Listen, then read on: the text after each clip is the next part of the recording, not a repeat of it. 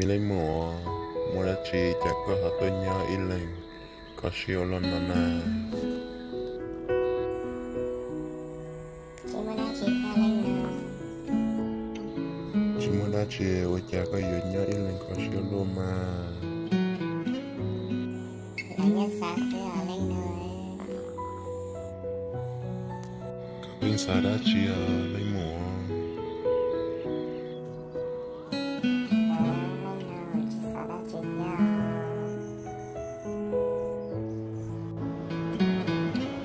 lấy mua nhà có chỉ xả lý cho nó chị tao nó còn bị bắt tao Để sư tao cả mà lên nào. ê còn bị hồi lý cho lấy mua Còn phải học đứa chị nó lên nào. Em khó nè. trong cái là lấy mua cứ hôn rõ ông nó Dọc cả đã âu. Dọc sẽ tao có cụ là ý ạt theo đôi khi cụ nó sẽ tập báo cáo theo chị ơi cha lên đã âu.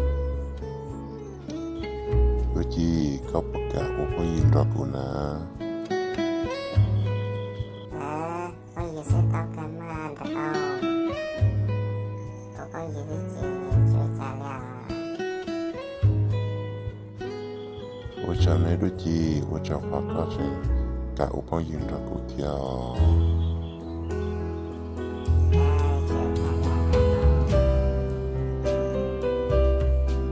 cụ tôi nên để chị cụ cho cả một chuyện nữa mà nhà cả một đôi khi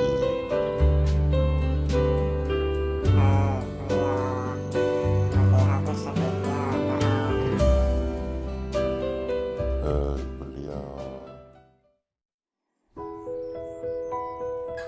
Cậu ăn, cậu lọc cái sách của sơ là có thêm hơi đá chìa. đôi khi cụ là tôi sẽ cao sữa Là đậu. in đồ nói ổn đã chỉ lấy sữa đôi khi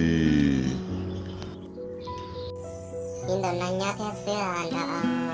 Ê, con nè, hầu đá chì lại thìa. là cô ấy chú ý nhục hạt tê cô nhục có một cái ô tai cô thế tôi sẽ có nó sữa Là đậu. Chạy các chị tô hư của mình rồi các bọn nè. Ê, của ý là nhó. Sư của là nhó nè. tôi sát tôi hú có thế mà ta chỉ cũng sẽ chạy có họ mua hôn lửa nó cô thế chỉ hồ sữa đôi khi